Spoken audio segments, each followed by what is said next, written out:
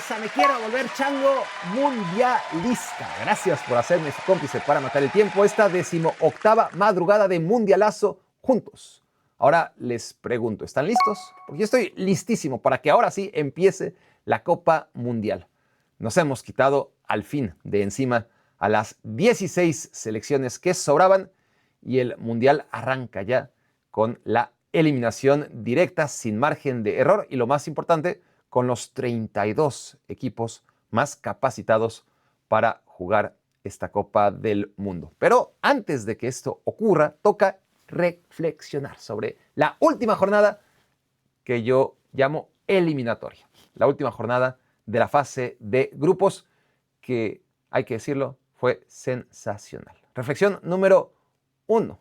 ¿Qué manera de terminar? De por sí la fase de grupos fue muy buena. ¿Qué mejor que terminar con el mejor partido de lo que hemos visto en esta primera fase? Después de 72 partidos, 72. El Mundial nunca tuvo tantos partidos en su historia. Este Mundial de 2026, aún sin empezar todavía, y es el Mundial con más partidos jugados. Y de estos 72 partidos, algunos muy buenos, que nos ha dado la sensación que se está jugando un Mundial mucho mejor de lo esperado. Entre estos 72, el mejor, en mi arrogante opinión, es el que acabamos de ver. Un 0-0 entre Colombia y Portugal, pero no podemos dejarnos engañar por el marcador, porque realmente fue emocionante, bien jugado y con muchos detalles a tomar en cuenta. Con el mérito añadido de que la expectativa estaba muy alta. Hablé, por ejemplo, del Mundial. El Mundial tenía la expectativa muy baja en general y resulta que el nivel, a pesar de todo lo que podíamos sospechar, está siendo muy bueno. ¿Qué tanto es que el nivel es muy bueno y qué tanto se dispara nuestra sensación de satisfacción basado en que no teníamos demasiada expectativa? Entonces, ese es un análisis. El otro es cuando la expectativa es alta y este Mundial de inicio, con tantos grupos, no nos dejaba muchos encuentros en la fase preliminar que estuviéramos deseosos de ver, ¿no? Porque en los mundiales recientes, con 32 equipos, había 8 grupos y las potencias, los equipos poderosos, los 11 o 12 equipos poderosos, pues forzosamente tenían que compartir por lo menos 4 grupos. Y tenías varios duelos entre potencias a lo largo de la fase de grupos. Y cuando había 24, esto es hasta Estados Unidos 94, más aún, porque había 6 grupos para 24 selecciones y las potencias pues quedaban encuadradas en poquitos grupos y había duelos muy apetecibles desde el inicio del Mundial. Ahora en este Mundial con 12 grupos, pues prácticamente cada potencia quedó aislada y los partidos que realmente veíamos el calendario y 72 partidos preliminares y muy poquitos que realmente llamaran la atención, pues la expectativa para estos partidos era muy alta. Estoy hablando inicialmente de Brasil-Marruecos, muy pronto en el Mundial. Después Senegal contra Francia, más recientemente Noruega contra Francia, también Uruguay contra España, y todos en mayor o menor medida decepcionaron. Marruecos-Brasil no estuvo mal, pero no tuvo un ritmo continuo. El partido entre Francia y Senegal estuvo bien, pero el primer tiempo no tanto y el segundo tiempo acabó muy desnivelado. No fue un partidazo. El partido, por ejemplo, entre Francia y Noruega, muy reciente, que realmente teníamos muchas ganas de ver, 6 puntos uno, 6 puntos el otro, 4 goles Mbappé, 4 goles Haaland, y resulta que Noruega decidió no presentarse por lo menos con el primer equipo. Y Uruguay-España, pues yo nunca tuve expectativas altas, hubo gente que sí, porque eran, al final de cuentas, en un mundial como este, que se crucen 2 campeones del mundo, pues era ciertamente interesante, pero el partido no era o no fue nada que no podíamos imaginar previamente. Y quedaba este duelo, el último, Portugal en contra de la selección Colombia, y la expectativa era alta, y el tema de la expectativa es que en esta vida todo se mide en función de la expectativa. Generalmente, una expectativa alta produce como resultado insatisfacción, decepción, de sazón. Una expectativa media o baja es la que realmente te da como resultado un estado de satisfacción. Cuando tienes expectativas altas y te quedas satisfecho tras lo visto, tenemos un partido como Colombia-Portugal para ponerle broche de oro a esta fase eliminatoria de esta Copa Mundial 2026, que ahora sí apenas empieza. ¿Y por qué salió tan bueno el Colombia-Portugal? ¿Por qué cumplió las expectativas cuando es tan difícil que esto ocurra? Por una clave. Porque Colombia salió a ganar y no a empatar. Colombia necesitaba empatar. Era líder de grupo, Portugal era segundo de grupo. Sin embargo, nadie, absolutamente nadie que hubiera visto el partido sin la referencia de la tabla, habría sospechado siquiera que el líder era Colombia y que el sublíder y el que necesitaba ganar para cumplir el objetivo de quedar primero de grupo era Portugal. Las sensaciones durante todo el partido de principio a fin era que a Portugal le urgía ganar y que a Colombia, le urgía ganar y que Portugal, que realmente era el necesitado, se daba por conforme con el empate ante un equipo que fue claramente superior. Cualquiera hubiera dicho, si no conociera, si no tuviera acceso a los números y a los rostros de los futbolistas, ni al color de los uniformes, cualquiera habría dicho que el equipo poderoso, el equipo candidato a ganar la Copa Mundial era Colombia, no Portugal. La sensación de todo el partido fue esa, ¿no? Que Colombia fue mejor, que Colombia tenía mejores jugadores, que Colombia necesitaba ganar este mismo partido en un escenario en el que Portugal hubiera llegado líder y Colombia como segundo, estaríamos justificando que Portugal jugó a lo que necesitaba, ¿no? Aquí lo realmente reseñable es que Colombia, aún necesitando el empate, salió a ganar. Y esa fue la clave, porque sabemos que quien sale a empatar no suele empatar, ni mucho menos ganar. Ahora, quien sale a ganar, pues a lo mejor sí que consigue el objetivo, ¿no? Que en este caso era empatar y lo consiguió con creces la selección Colombia, que hoy debió haberse llevado los 3 puntos, pero que no tiene la menor importancia.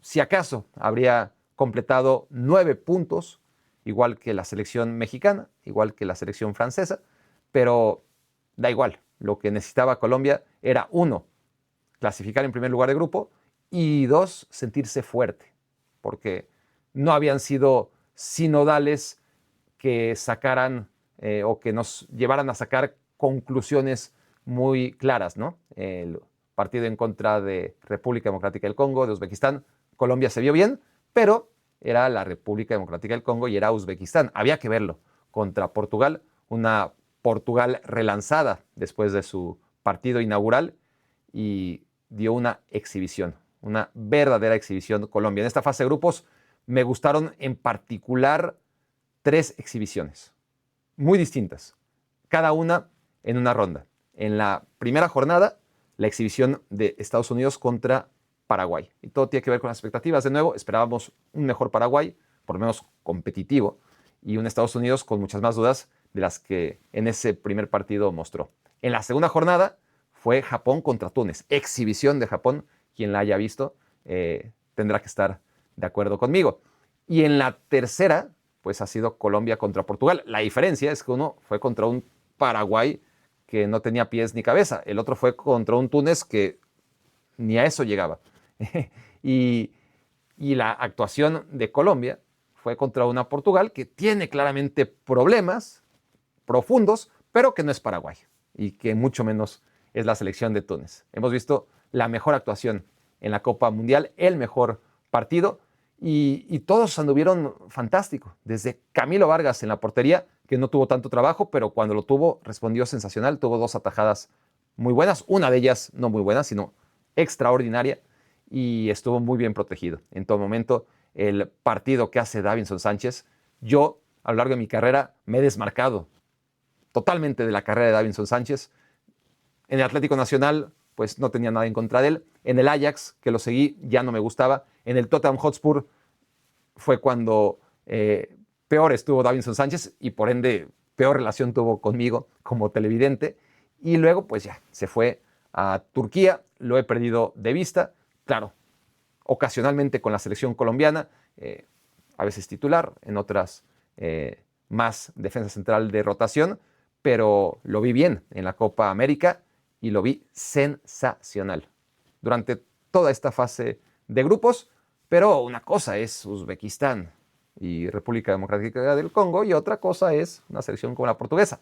Lucumí al nivel de Davinson Sánchez, una pareja de centrales formidable. Y luego los laterales, pues ahí yo tenía dudas cuando vi la alineación y dije, ¿dónde está Muñoz? ¿Dónde está Mojica? Son dos de los futbolistas más determinantes que tiene esta selección Colombia. ¿Acaso Néstor Lorenzo está más preocupado por Portugal que preocupado por atacar? Yo realmente no pensaba que Machado y Arias iban a hacer tan buen partido tan ofensivo además, tan agresivo y además completo para lo que necesitaba Colombia. Gran acierto de Néstor Lorenzo apostando por estos futbolistas, Machado por izquierda, Arias, que era un jugador para mí retirado ya tras sus constantes lesiones, tantos años fuera, batalló muchísimo después de triunfar en el PSV Eindhoven, se fue al Atlético de Madrid, se lesionó terriblemente en la eliminatoria rumbo al Mundial de 2022, luego fue dando tumbos por todos lados. De España se fue a la MLS, tampoco en la MLS funcionó en Cincinnati, se fue a Brasil y en Brasil es donde resucitó Arias como suplente en la selección Colombia. Era un jugador complementario. Yo jamás pensé que era buena idea que saliera a jugar hoy contra Portugal y vaya, que hizo un gran trabajo. Es verdad que Rafael Leao lo superó en alguna ocasión cuando entró de cambio, pero a Joao Félix lo tuvo perfectamente controlado durante todo el partido. Y que hablar de Machado por el otro lado con Pedro Neto. Muy bien la defensa y el mediocampo también, ¿no? Enorme lo de Jefferson Lerma, lo de Arias, lo de Puerta. Y lo más destacado de Colombia es que, luciendo tan bien en este partido, ni siquiera podemos decir que fue un buen partido o un notable partido de quien es la figura del equipo, ¿no? Y no estoy hablando de James Rodríguez. James Rodríguez estuvo a un nivel correcto. James Rodríguez tuvo 2 o 3 o 4 pases muy buenos, pero James Rodríguez no es la figura de este equipo, es Luis Díaz, y aún sin tener a un Luis Díaz en toda su magnitud, hoy Colombia hizo un partidazo. Le faltó eso, ¿no? La fase de definición, primero con John Arias, que no logró aprovechar las pocas oportunidades que tuvo, pero luego entró Luis Suárez y él sí que tuvo varias oportunidades. Un Luis Suárez más inspirado, un Luis Suárez más parecido a lo que vimos este año como campeón de goleo en el Sporting Club de Portugal. Con esa versión de Luis Suárez, Colombia habría ganado hoy 2-0, pero Luis Suárez falló las ocasiones que tuvo y en general ese es el problema de Colombia, ¿no? Pero fue un partido abierto, fue un encuentro en el que en el primer tiempo, por cada 2 llegadas de Colombia, había una de Portugal. En el segundo tiempo, olvídense, fue todo Colombia, casi sin resistencia de Portugal, que se dedicó a sobrevivir a los envites constantes de la selección Colombia. En cuanto a James Rodríguez, que merece una mención aparte, sí que tuvo esos momentos únicos, esos momentos. La función de James Rodríguez en Colombia es casi idéntica a la de Lionel Messi en Argentina. Hay una enorme diferencia. James Rodríguez juega en Colombia al ritmo que Messi juega en Argentina, pero James juega como James Rodríguez. No, James juega como Messi siendo James Rodríguez y esa es la gran diferencia. Está bien James Rodríguez, pero obviamente no está al nivel de Lionel Messi y eso se nota. Puedes jugar al ritmo de James y de Lionel Messi, te puedes desplazar con la dificultad que ambos se desplazan, pero la gran diferencia entre uno y otro es que James juega como Messi, pero siendo James Rodríguez, no teniendo ese techo que Lionel Messi sigue increíblemente a esas alturas de su vida, a los 39 años, sin alcanzar. Juega como Messi, sin ser Messi. Esa es la gran conclusión que yo saco de James Rodríguez, que ahí sí veo mucha euforia, leo, oigo, me percato de que hay muchas alabanzas al juego de James Rodríguez. Yo creo que puede ser un problema en la selección Colombia. Hoy, por ejemplo, lo que pasa es que tuvimos un partido muy abierto. Hay gente que pregona, Ricardo Antonio Lavolpe, por ejemplo, que el fútbol debería de ser 10 contra 10 para que fuera más espectacular, hubiera más espacios y por ende partidos como el que vimos hoy. Se jugó 11 contra 11, pero en faceta defensiva era un 10 contra 10, ¿no? James Rodríguez, por más que lo intenta, le cuesta mucho trabajo desplazarse. Cristiano Ronaldo, aunque lo intentara, tampoco tendría sentido que lo hiciera a esas alturas de su carrera. Y por ende tuvimos un partido que, aunque se jugó 11 contra 11, tuvo la dinámica, el vértigo y todo lo que solemos tener cuando expulsan a un jugador de cada equipo y tenemos un 10 contra 10. Reflexión número 2, y esto me lleva a lo que dejé abierto sobre los delanteros de Colombia. Es tremendo, ¿no? Pero en la eliminatoria en la que fracasó rumbo a Qatar 2022, tenía delanteros en un gran estado de forma a nivel de clubes. Muriel anotaba un montón de goles en la Serie A, Duván Zapata, lo mismo. Tenías muchísimas opciones. Morelos, que era goleador en el Rangers, ahora mismo no me voy a acordar de todos, pero el mismo John Córdoba. Tenías, obviamente, un Falcao que ya estaba en el ocaso de su carrera, pero tenía muchas opciones, una selección Colombia que a la mera hora, por más que tenía futbolistas que en sus clubes respondían, en Colombia pasaba 1, 2, 3, 4, 5, 6, 7 partidos eliminatorios sin meter gol, quedándose en 0. Fue terrible y bueno, han pasado los años y la situación ha mejorado mucho, pero sigue siendo un equipo que, a pesar de tener a grandes delanteros en los mejores equipos, no logra reflejarlo con la selección nacional y con los goles que anotan para la misma. Es tremendo que John Arias sea el campeón de goleo de Rusia, que Luis Suárez sea el campeón de goleo de Portugal, que Cucho Hernández, que ha tenido menos minutos, haya metido tantos goles con el Betis en la Liga Española y haya sido la principal figura junto con Abde también, para que Betis llegara a un puesto que le permitirá jugar la Champions League el año que viene. Y al final, pues ni Cucho, ni Luis Suárez, ni John Córdoba, Colombia no está anotando la cantidad de goles que debería, ¿no? Colombia mereció anotar más goles en contra de la República Democrática del Congo, sufrió mucho para encontrarlos. Contra Uzbekistán, un poquito lo mismo, y hoy contra Portugal, ni hablar. Debió haber ganado por más goles Colombia, y eso es el principal hándicap que me frena para decir, es que Colombia está para todo. Es que Colombia, jugando como jugó en contra de Portugal, debería ser, esta Colombia está para todo. Pero si jugando así no metió gol, ¿qué te hace pensar que las cosas van a cambiar? ¿No? Ha sido la historia de Colombia desde hace muchos años, en las buenas y en las malas, no está metiendo goles.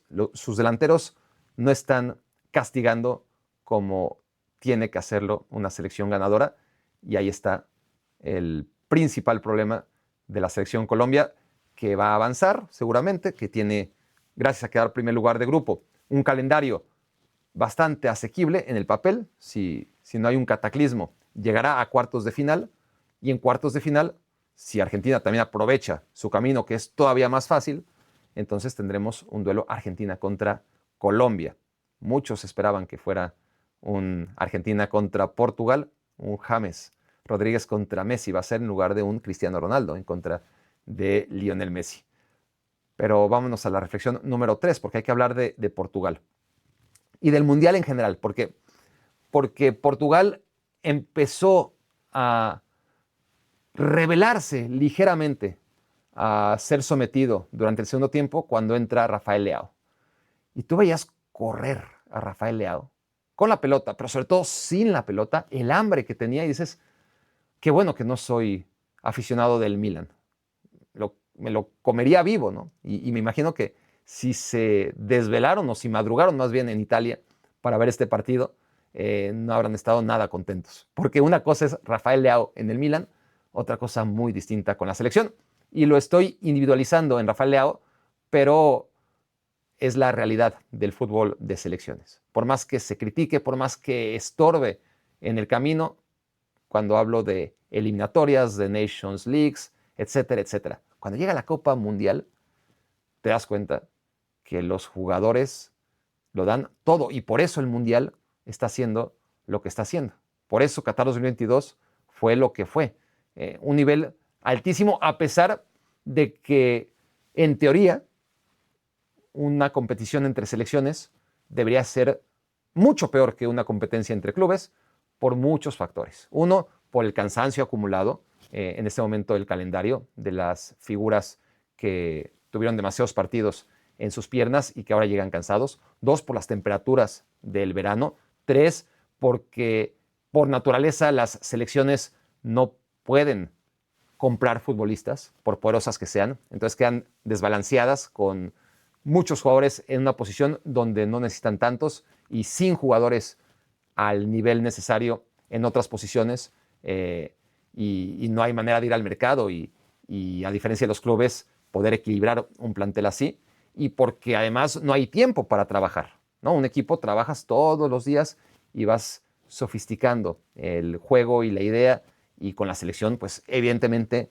la realidad es distinta. Pero todos estos factores que van en contra del nivel de selecciones respecto a clubes se ven compensados por las ganas, por la actitud de jugadores como Rafael Leao. En sus equipos, la gran mayoría de los jugadores, la inmensa mayoría de los jugadores, por la misma dinámica del juego, ¿no? Una selección no la cambias, juegas con ella toda la vida. Todos son One Club Men en la selección. A nivel de clubes, los One Club Men son bien poquititos, ¿no? Si acaso es que hay en algunos equipos, ni siquiera todos los equipos tienen jugadores de esas características que sabes que se van a partir por su club. Eso no suele pasar, no hay esas características por la misma dinámica de comprar y vender jugadores. Vas generando profesionales mercenarios, algunos con una ética profesional más elevada que otros, todos con ganas de ganar, pero la gran diferencia entre ser un jugador de tu selección en una Copa Mundial y jugar en un club en el que pues hace 3 o 4 años no jugabas y en el que durante 3 o en los próximos 3 o 4 años quizás ya no juegues, la gran diferencia es que sabes que en la selección vas a estar siempre cuando te lo ganes, no te vas a ir a otro equipo, siempre vas a ser One Club Men. Y en la selección juegas por tu familia, esa sensación, ¿no?, de que juegas por los tuyos, juegas con los tuyos, y en el club no. En el club juegas con otra bola de amigos, algunos más cercanos, otros menos cercanos, pero profesionales que están ahí por el dinero, básicamente. Y esa es la gran diferencia entre un mundial y todo lo demás. Eso es lo que hace especial a una Copa del Mundo que ha llegado a su punto medio, ¿no? Ha acabado la fase de grupos y empieza lo bueno. Si la fase de grupos fue tan buena, imagínense cómo se va a poner lo que nos espera. Reflexión número 4, y ahí me adelanté, porque cuando hacíamos los brackets y veíamos, mira, si Francia queda en primer lugar de grupo, se va a enfrentar eventualmente a Alemania. Pues ahí está el camino para que Francia y Alemania se enfrenten. Si la selección de Brasil queda primer lugar y Noruega queda segundo, eventualmente también se van a enfrentar, y ahí está el camino que lo va a hacer posible. Hay muchos cruces que podían pronosticarse a través de la lógica de si este queda primero y este primero, entonces se van a enfrentar en el camino. Tal es el caso de Argentina y Portugal. Parecía la última gran ocasión para que Cristiano Ronaldo se enfrentara con Lionel Messi. Desgraciadamente ya hubiera sido algo similar a cuando por fin le llegaron al precio a Mayweather y a Pacquiao, ¿no? Después de tanto rogarles, después de tanto eludirse el uno al otro, por fin llegaron a un acuerdo. Los dos ya estaban viejos, ya no era lo mismo y la pelea fue terrible. No digo que un Portugal-Argentina habría sido similar, pero sí habría dejado la sensación de, bueno, estuvimos esperando tanto tiempo un Messi contra Cristiano durante tantos mundiales y llega cuando ya ninguno es la mejor versión de sí mismo. En cualquier caso, todavía se puede enfrentar, siempre y cuando lleguen a la final, ¿no? Pero ese duelo de cuartos de final parecía el idóneo para que midieran fuerzas. Había gente con mucha esperanza y no se va a dar. Reflexión número 5, para quedarnos en Cristiano Ronaldo. No voy a agregar mucho de lo que he estado diciendo, lo sostengo, aún con los 2 goles que le metió Uzbekistán, su primera actuación en contra de la selección de República Democrática del Congo y durante toda la fase previa a la Copa Mundial, incluyendo Eurocopa, incluyendo Nations League, han sido altos y bajos. Todo es extremo cuando se habla de Cristiano Ronaldo. Pasa de ser el mejor de siempre y de estos tiempos, no solamente el pasado, con un par de goles a Uzbekistán, y se convierte de repente en la realidad al siguiente encuentro. Sapo, príncipe, príncipe, sapo, sapo, príncipe, en función del rival al que enfrenta, básicamente. Que en la Nations League contra España y en semifinales empujó una pelota y que en la final al que empujó fue a Cucurella y acabó rematando, y España era un rival de una entidad enorme, sí, pero son momentos en los que uno entiende que Cristiano Ronaldo anotó y habría anotado cualquiera, ¿no? en esa posición, pero son momentos excepcionales. La regla general es que Cristiano, en esos momentos de su carrera, porque cualquier jugador obviamente tiene más fácil anotar contra selecciones débiles que contra selecciones fuertes, no solamente Cristiano Ronaldo, pero lo de Cristiano Ronaldo es mucho más evidente, ¿no? En función de qué tipo de defensas enfrente, se le va a complicar o se le va a complicar menos. Sigue manteniendo una definición extraordinaria, como lo demostró en un par de ocasiones ante Uzbekistán.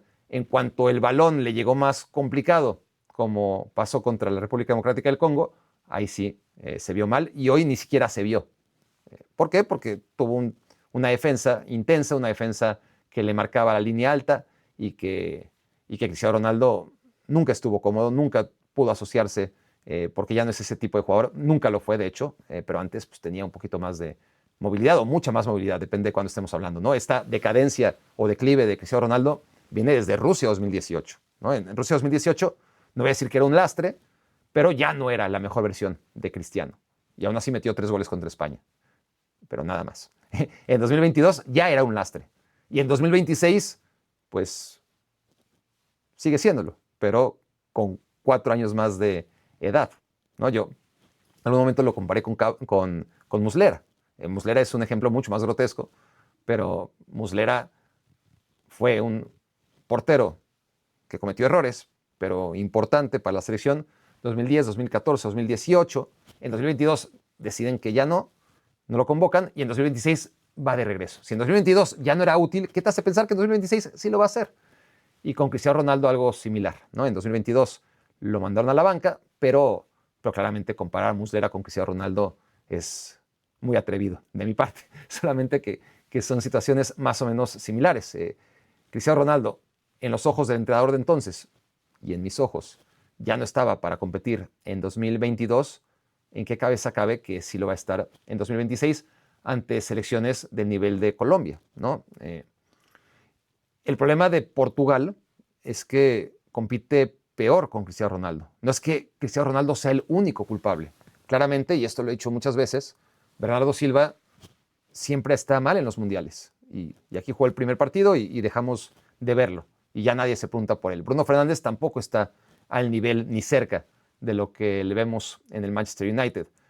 Los jugadores del Paris Saint-Germain parece que están cansados, ¿no? Ni Joao Neves, ni Nuno Méndez. Por ejemplo, hoy Joao Méndez ni siquiera es titular, ¿no? Juega Pedro Neves en su lugar. Pero Nuno Méndez no es aquel jugador que vemos en el PSG. Vitinha tampoco lo es. Y todo esto está condicionado por Cristiano Ronaldo. No digo que sea el culpable de todo, pero sí que creo que podríamos ver mejores versiones de todos, con un delantero más complementario, más combinativo, que ayude en la recuperación, que Portugal pudiera presionar y recuperar la pelota más cerca de la portería rival. Todo, si tuvieran un ecosistema, tanto Nuno Méndez como João Neves, como Vitinha, más o menos similar al que tienen en el Paris Saint-Germain, pues sería maravilloso, pero en el Paris Saint-Germain no tienen a un lastre en este sentido como Cristiano Ronaldo, ¿no? Y por eso digo que la presencia de Cristiano Ronaldo, sin ser el culpable, sí que condiciona de manera directa el nivel de Portugal. Pero está esa sensación de individualismo, de que Portugal está ahí por Cristiano Ronaldo, que el único motivo por el que Portugal está en el Mundial a los ojos de la mayoría, portugueses, no portugueses, va en función de Cristiano Ronaldo. Y eso no puede ser. No puede ser a los 42 años de Cristiano Ronaldo. Pero, ¿por qué? ¿No? O 41, si no quieren que le agregue un año de más todavía. Portugal tiene muy buen equipo como para juzgarlo todo en función a la presencia de Cristiano Ronaldo. Y esto al final se refleja en la cancha, ¿no? Porque Cristiano Ronaldo, con las limitaciones propias de un futbolista ya de su edad, no consigue que Portugal pueda tener un rendimiento acorde a su potencial, ¿no? Eso ya de inicio. Y luego, en estos momentos de la humanidad, en donde todo es celebridad, ¿no? Más un rostro conocido que un buen jugador. Gente que ni siquiera ve los partidos, pero que sigue a las celebridades del terreno de juego, ¿no? Ya se ha convertido más que en, digo, una muy buena muestra de la afición o de aquellos que ven fútbol o que ven reels de fútbol, pero al final son consumidores y son opinadores, y la sensación es que, ¿no? En general, que Cristiano Ronaldo está ahí y que la presencia de Portugal solamente está justificada a través de Cristiano Ronaldo, ¿no? Y en detalles como después de anotar 2 goles contra Uzbekistán, se va del campo diciendo I'm back, I'm back, I'm back, I'm back. No cansó de decir I'm back. Y de manera inconsciente refleja el gran problema de Portugal. Portugal venía de hacer un partido horroroso contra la República Democrática del Congo. No solamente Cristiano Ronaldo, pero Cristiano Ronaldo tenía una presión encima tremenda porque Mbappé había hecho 2 dobletes, porque Haaland había hecho 2 dobletes, porque Cristiano Ronaldo porque Lionel Messi había hecho un doblete y un hat-trick, y Cristiano Ronaldo estaba en 0. Necesitaba meter goles, y logró anotar 2 en contra de Uzbekistán, y se quitó esta presión alertando al mundo. Estoy de regreso. I'm back, I'm back, I'm back. Mi pregunta es, ¿por qué I'm back y no we're back? ¿Por qué no fue we're back, we're back, we're back? Al final de cuentas, no es Cristiano Ronaldo, es Portugal, ¿no? No es Cristiano Ronaldo el nombre de este equipo, es selección portuguesa de fútbol. Quien estuvo de regreso o quien amenazaba estar de regreso en ese partido contra Uzbekistán fue la selección que venía de hacer un partido horrible en contra de la República Democrática del Congo. ¿Por qué I'm back? ¿Por qué no we're back? ¿Por qué todo lo tiene que centralizar en el individuo? Ese es el problema a lo largo de la carrera de Cristiano Ronaldo. Una carrera maravillosa, no sé si llamarla ejemplar desde el sentido de la dedicación que ha tenido, ¿no? No ha habido un profesional al nivel de Cristiano Ronaldo en la historia, pero todo enfocado, y por eso dudo en decir ejemplar, en el yo. Si fuera tenista, si fuera corredor de 100 metros, no habría nada que decir, pero es futbolista. Reflexión número 6. A pesar de que solamente 16 selecciones quedan fuera, hay un equipo invicto que se ha ido del Mundial. Eso también son buenas noticias, porque en algún momento pensábamos que Escocia, tras ganarle 1-0 de milagro y sin merecerlo a Haití, y perder después contra Marruecos y contra Brasil, le iba a alcanzar para ser uno de los no peores 4 terceros lugares, que se trataba de eso, ¿no? De clasificar como uno de los 8 mejores terceros lugares, por ende, evitar ser uno de los 4 peores terceros lugares. Y a final de cuentas, han pasado equipos que en algún momento dijimos, mira, merece clasificar. No equipos absolutamente perdedores. Tanto que Irán, que si a mí me lo hubieran dicho al inicio del Mundial, con este formato, una selección, Barak, ¿no? En el Q&A, me hubieran dicho, Barak, una selección que empate sus 3 partidos, tiene garantizada su presencia en los 16avos de final, habría dicho sí, ¿no? Con mi lógica habría dicho, pues sí, son 3 puntos, diferencia de 0 goles, y entendiendo que pasan 32 de 48, entonces hay 8 equipos que están por debajo de la media, ¿no? Son 24 equipos que deberían de tener en una campana de Gauss, ¿no? Una diferencia de goles positiva, y luego 12 equipos que tengan una diferencia de goles negativa. Y dentro de esos 12 equipos, un equipo que tenga 3 puntos y que en el factor de desempate tenga 0 en diferencia de goles, a diferencia de otros que con 3 puntos, combinación de una victoria y 2 derrotas, por lo general van a tener una diferencia de goles negativa, yo habría dicho, insisto, pues sí, cualquier equipo que empate sus 3 partidos y quede tercer lugar de grupo va a clasificar. Cabo Verde, por ejemplo, empató sus 3 partidos, pero quedó segundo lugar. Irán empató sus 3 partidos, le pasó como a Nueva Zelanda en el Mundial de 2010, quedó invicta y eliminada. La selección iraní, en medio del conflicto, ha llegado a Estados Unidos y no ha perdido, pero se va.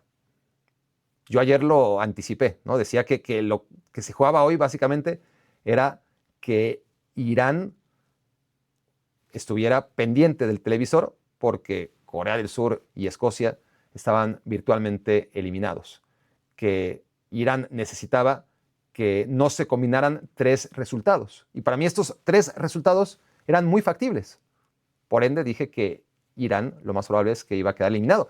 Luego veo los tabuladores matemáticos y me doy cuenta cómo la estadística es muy engañosa. Analizar el fútbol basado en estadística es un peligro y te lleva al error.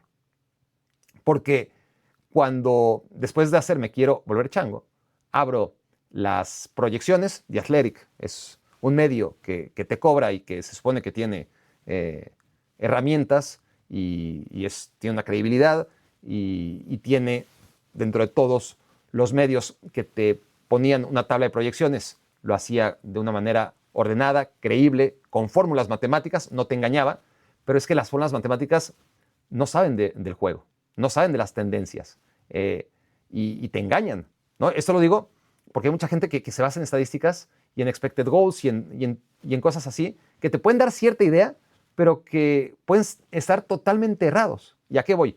A que cuando acabé Me Quiero Volver Chango ayer y dije que era muy factible que Irán quedara fuera, porque aunque era una combinación de 3 resultados, eran 3 resultados muy factibles, abrí The Athletic y vi Irán 92% de posibilidades de clasificar. Y yo digo, puta, me equivoqué. No, pues sí.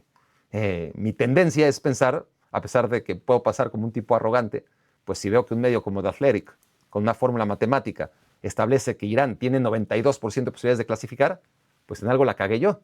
Entonces empiezo a analizar qué habrá sido, por qué tiene 92% de posibilidades de clasificar, y me doy cuenta que no, que yo estaba bien, solamente que para The Athletic, o para la fórmula matemática que empleó The Athletic, había un 92%, o más bien, había un 8% de posibilidades nada más de que se dieran esos 3 resultados. 3 resultados muy obvios, ¿no? Que República Democrática del Congo le ganara a Uzbekistán, que Croacia no perdiera en contra de Ghana y que Argelia e Irán empataran. Si no se hubiera dado alguno de estos 3 resultados, Irán hubiera clasificado. Si se daban estos 3 resultados, Irán quedaba fuera y según la fórmula matemática había un 92% de posibilidades de que alguno de estos 3 resultados no se diera. Seguí con atención cómo iba el tabulador. Cuando gana la selección croata no cambia, sigue estando Irán con 90 y tantos de porcentaje, creo que 90%, se redujo del 92 al 90%.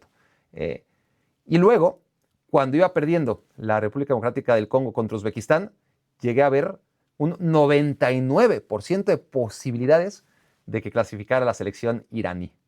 99%, según un tabulador que, pues claramente si República Democrática del Congo empataba o perdía ante Uzbekistán, pues Irán clasificaba automáticamente. Pero el tabulador no tomó en cuenta la necesidad de República Democrática del Congo, la superioridad del equipo sobre Uzbekistán y la posibilidad bastante factible de que remontara. Y que el empate posterior que necesitaba Argelia en contra de Austria era predecible, una vez que a Austria también le convenía empatar. Y bueno, al final Irán logra 3 puntos, empata sus 3 encuentros, tiene un 99% según The Athletic de clasificar y resulta que no clasifica, porque Austria y Argelia en el último partido, una vez que en contra de Corea y de Irán y de todas las selecciones que aspiraban a ser todavía uno de los 8 mejores terceros lugares de sus respectivos grupos, una vez que se juega el partido entre Ghana y Croacia vence a Ghana y con ello Ghana cae al tercer lugar y es uno de los mejores terceros lugares, pues queda el de República Democrática del Congo. Y una vez que la República Democrática del Congo, no sin sufrimiento, pero le da la vuelta a Uzbekistán tras perder 1-0 y acaba ganando 3-1, todavía quedaba que Argelia empatara con Austria. Y era muy curioso porque si Austria empataba, clasificaba en segundo, si Argelia empataba, clasificaba en tercero. Pero Argelia iba y terminó yendo contra Suiza, siendo tercer lugar, mientras que Austria, como segundo, iba contra España. Era peor castigo por los cruces ser segundo que ser tercero. Y el problema de Austria es que si perdía quedaba eliminado. No podía ni siquiera uno pues apelar a teorías de la conspiración y pensar que por ahí a Austria le convenía dejarse perder, como se llegó a elucubrar, porque como llegó este partido ya con todo definido, sabíamos que Austria con el empate, sí, malas noticias, clasificas pero vas contra España. Si gana, lo mismo, no había forma de bajar a Argentina del primer lugar. Austria estaba condenado a jugar contra España en 16avos y si perdía iba a caer al tercer lugar, pero era imposible que quedara como uno de los mejores terceros lugares. Y ahí quedó la curiosidad, ¿no? Como Argelia consigue el tercer puesto con ese empate vibrante y se va a enfrentar a una selección con la que va a tener muchas más probabilidades de clasificar, siendo tercer lugar de grupo, que es Suiza, mientras que la selección de Suiza, de Austria, siendo segundo de grupo, está condenada contra una España que, bueno, habrá que ver, ¿no? Si Austria puede hacerle daño o no, no es tan temible como parecía o no lo está haciendo por ahora la selección española. Vaya partido, vaya encuentro. Les decía yo que qué manera de cerrar con el Portugal contra Colombia, pero realmente cerramos con el Argelia contra Austria, ¿no? Se jugaba al mismo tiempo un Argentina-Jordania en el que no había absolutamente nada que ver, y menos con Lionel Messi de suplente, que por cierto, y esto es una reflexión que me salté, pero Lionel Messi no jugó de titular, ¿no? Lionel Messi jugó el segundo tiempo, metió su gol de tiro libre.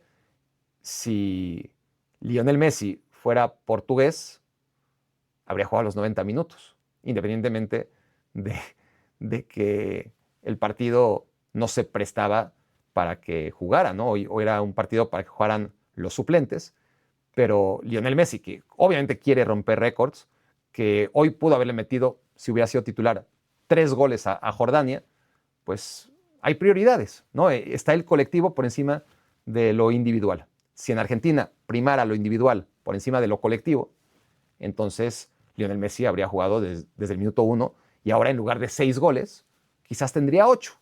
Quizás el penal ahora sí no lo hubiera fallado, en lugar de tirarlo Lautaro, lo tiraba Messi.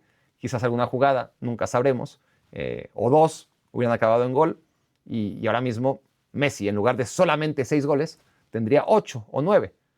Pero bueno, Argentina no es Portugal y por eso Argentina es campeón del mundo y Portugal no. En gran parte por eso, porque Portugal tiene más talento en general que Argentina, pero es rehén de un futbolista, rehén voluntario de un futbolista, a diferencia de la selección argentina. No es lo mismo, claramente no es lo mismo, y hoy vimos que Messi, al no ser titular en contra de Jordania, al no estar toda Argentina obsesionada con los récords de Lionel Messi, pues el producto es una selección que tiene aspiraciones más altas que la selección portuguesa. Pero bueno, cierro el paréntesis y regreso al partido entre Argelia y Austria, ¿no?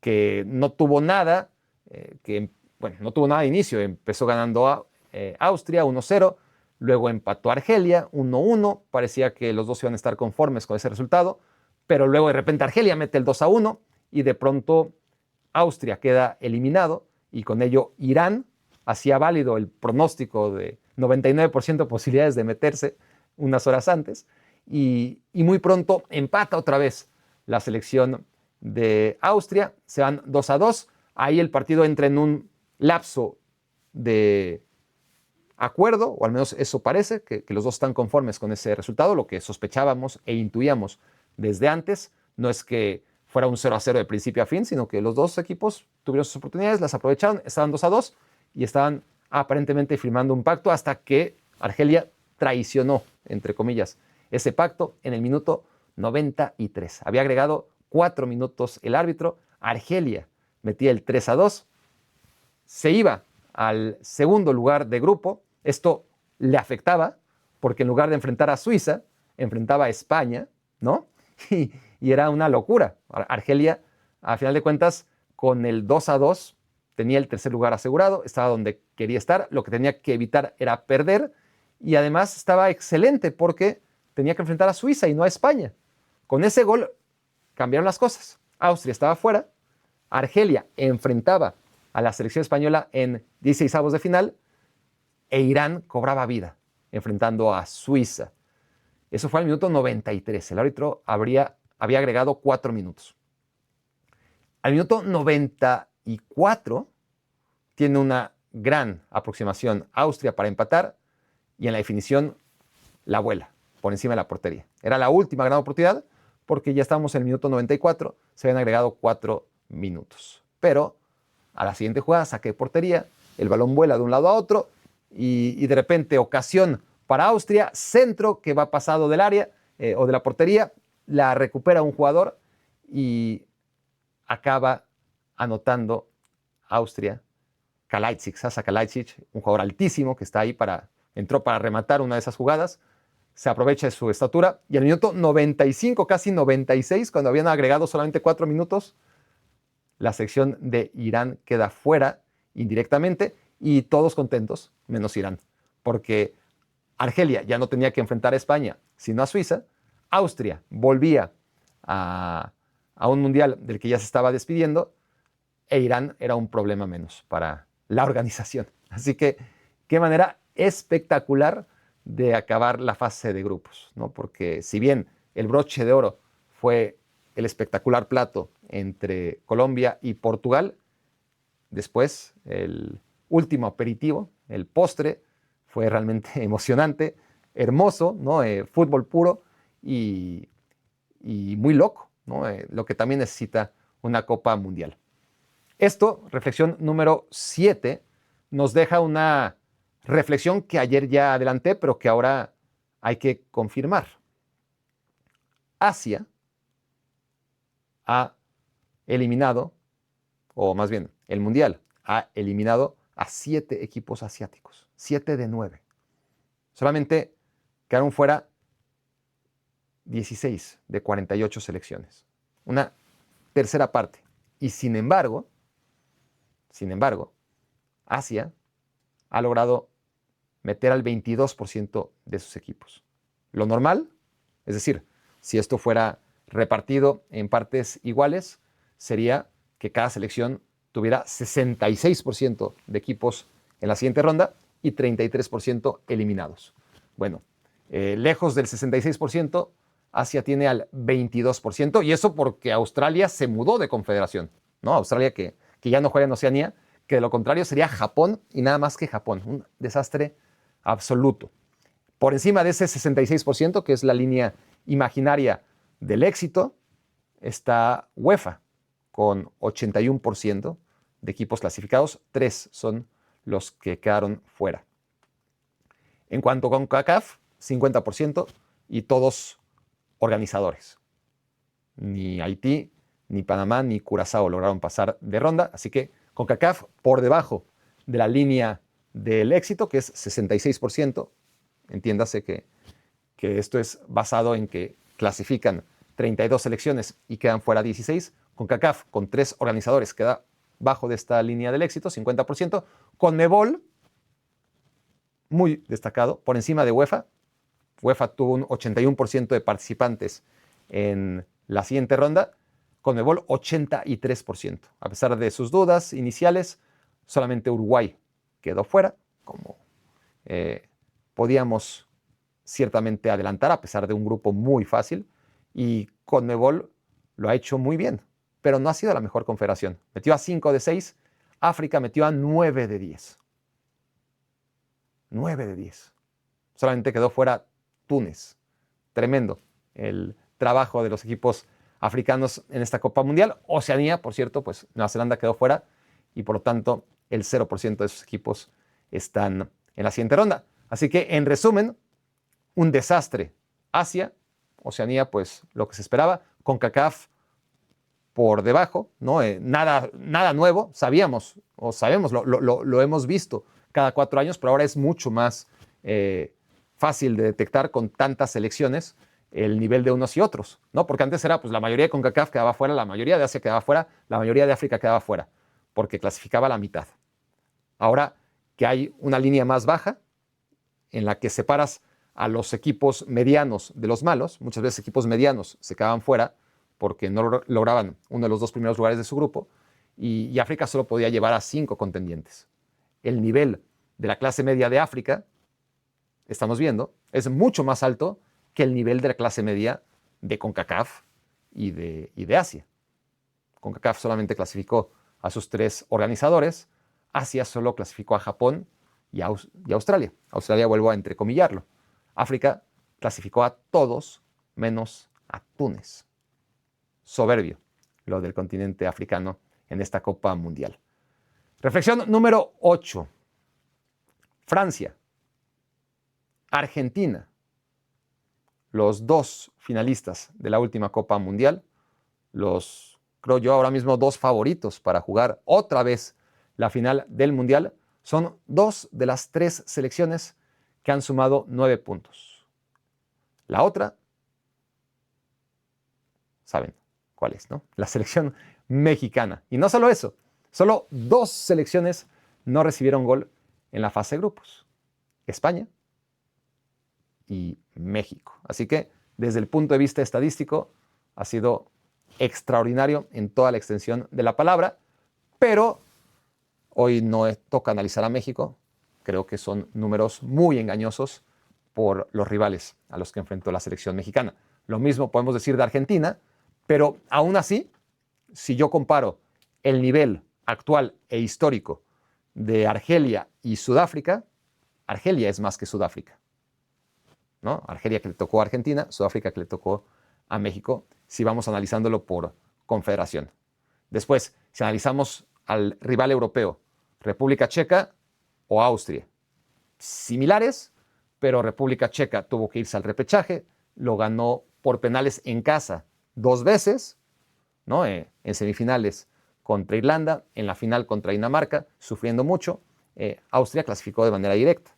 Austria, en este momento, es mejor equipo que República Checa. Entonces, el rival de Argentina, poquito más que el rival de México.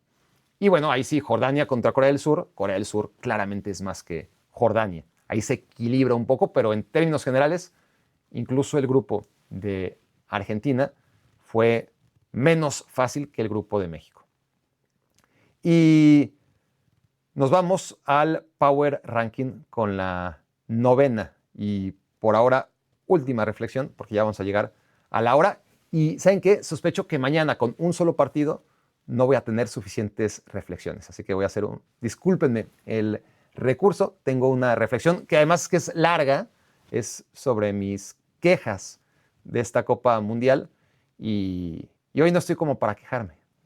Y además, mañana me van a faltar reflexiones. Hay un solo partido. Voy a despejar la 9ª reflexión y me voy a ir directamente a la 10ª y última del día de hoy, que es el Power Ranking actualizado. Tras 3 jornadas eliminatorias, los equipos llegan al Mundial verdadero así, desde mi punto de vista, por lo que he visto a lo largo de 3 partidos. No ha habido prácticamente ninguna selección convincente en los 3 partidos, pero tras lo visto voy a decir lo siguiente. Número 8, Japón. Número 7, Marruecos. Número 6, Brasil. Número 5, Noruega. Número 4, y aquí están las 4 que realmente me han convencido, no en cada partido necesariamente, pero sí han sido con Noruega, con Brasil, con Marruecos, con Japón, pues hubo momentos, ¿no? Países Bajos, durante la mayoría de los 270 minutos, salvo el segundo tiempo contra Japón, fue destacado. Países Bajos, número 4. Colombia tenía la duda de sus rivales, ¿no? Pero hoy despejó cualquier duda empatando, pero déjense el resultado, jugando como jugó en contra de Portugal. Entonces, Países Bajos es el número 4 de mi ranking. El número 3 es Colombia. Esto es tras la primera fase, ¿eh? No es solamente la jornada, sino tras la fase de grupos. Número 2 es Francia. Y número 1 sigue siendo Lionel Messi. No Argentina, pero sí Lionel Messi, que ha sido el absoluto dominador de la Copa Mundial. Insisto en que si tenemos que resumir lo que hemos visto hasta ahora, en 2 palabras, tiene que ser Lionel Messi, con sus 6 goles. Hoy anota de tiro libre, se lo regalan. El portero pone una barrera infame, Messi lo aprovecha. Es verdad que empezó con 3 goles, luego con 2 y al siguiente con 1. Hoy entró de cambio, le metió un gol a Jordania. En el partido anterior le había metido 2 goles a Austria y en el inicial 3 goles a Argelia. Si sigue con esta tónica, entonces Messi no le va a meter gol a Cabo Verde. Vamos a ver. Pero por ahora lleva 6 y ya son números de campeón de goleo de los mundiales. Durante muchos mundiales, muchos, pero muchos desde el 78 hasta el 2018, todos, salvo uno, que fue Ronaldo en 2002, fueron campeones de goleo con 6 e incluso con 5, ¿no? En alguna Copa Mundial, en Sudáfrica 2010. Así que claramente no le va a alcanzar a Messi, necesitará meter más goles, porque ahí están con 4 Haaland y Vinicius y Dembélé y Mbappé. Está apasionante esta pelea y tengo que insistir en eso, ¿no? En otra selección, Lionel Messi hoy hubiera jugado desde el inicio para aprovechar que iban contra Jordania y meter el 7º, el 8º. Entró de cambio, metió el tiro libre y está donde quiere estar. Como líder de goleo, porque no es que no quiera, pero hay prioridades. Y Messi y Argentina lo conocen muy bien. Si hablamos, ayer comentaba, creo, no sé si lo dije así, pero Muslera y Messi estaban en los 2 círculos polares, ¿no? En los 2 polos de este mundial. El héroe, Lionel Messi. Argentina había metido 5 goles y todos los goles habían sido de Lionel Messi. Esa era la diferencia, ¿no? Entre Messi, Haaland, Mbappé y compañía, que Messi había anotado el 100% de los goles de su equipo, una locura. Y que del otro lado, en el otro polo, estaba Muslera, culpable en todos y cada uno de los 4 goles que le metieron a Uruguay. Estaban al mismo nivel, cada uno en su polo. Hoy, Messi, al no anotar los 3 goles de Argentina, al estar en la banca cuando Argentina anotó el primero y el segundo, también de tiro libre, todos fueron de tiro libre, Lo Celso con un mucho mejor tiro libre, hay que decirlo, que el de Lionel Messi en el segundo tiempo, Lautaro Martínez de penal, que anota el primer gol de su carrera en Copas del Mundo. Con esos goles, Argentina se fue arriba, 2-0, antes de que llegara Lionel Messi a marcar el tercero, y con ello Argentina por fin metió goles sin que fuera Lionel Messi el autor, algo que no le pasó a Uruguay. No recibió un solo gol que no fuera responsabilidad directa, a veces compartida, pero siempre directa, de Fernando Muslera. Esto fue Me Quiero Volver Chango. Muchas gracias por haberme hecho su cómplice para matar el tiempo.